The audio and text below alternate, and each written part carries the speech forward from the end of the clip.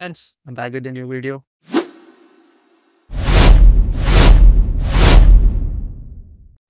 So, మనం ఇప్పుడు discuss చేసేది టికెట్ ప్రైసెస్ గురించి. అండ్ చూస్తూనే ఉన్నారు గదా! ఈ మధ్యలో మనం సినిమా చూడాలంటే అసలు ఆస్తులు అమ్ముకోవాల్సొస్తుంది. సో, ఒక్క సినిమా చూడాలనుకుంటే మనం ఆల్మోస్ట్ 300-400 స్పెండ్ చేయాల్సొస్తది. మళ్ళా అది కాకుండా పార్కింగ్ టికెట్. పార్కింగ్ టికెట్ ఓ 20, 30 ఏస్తారు వాళ్ళు.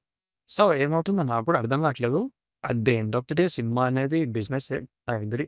ఎందుకంటే వాళ్ళంత పెట్టి తీస్తారు. సో, వాళ్ళకి రావాలుంటుంది.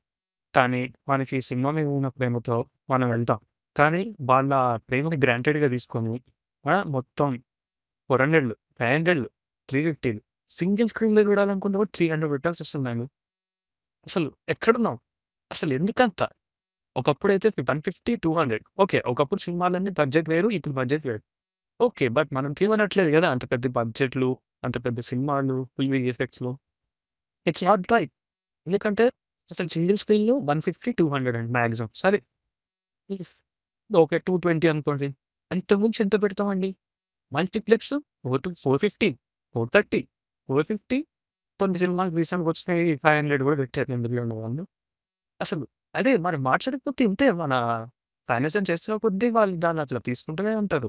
మనం క్వెషన్ చేయనంత వరకు, మనం చూస్తున్నంత వరకు అది అలానే సాగిపోతాం. నెక్స్ట్ 500 సింగిల్ స్క్రీన్‌లో 300, 400 పెట్టి చూసినా తప్పులేదు. ఇంకా రావచ్చు అవి కూడా. నిన్నగాక మొన్న 'బార్బరి' గారి రివ్యూ కూడా చూసా. అందులో కూడా చెప్తున్నారు ఇట్లా 'వార్ 2' $30 అంటే హిందీలో, తెలుగుది డబ్‌ది $60 అంట. Double the price. ఆ!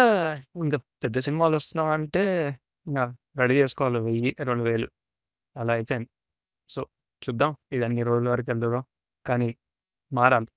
ప్రొడ్యూసర్స్ మారాలి. మనం చూసే ఆడియన్స్ కూడా మారాలి. మనకి సపోర్ట్ చేస్తున్న కొద్దీ వెళ్తూనే ఉంటుంది ఇట్లా. చూద్దాం.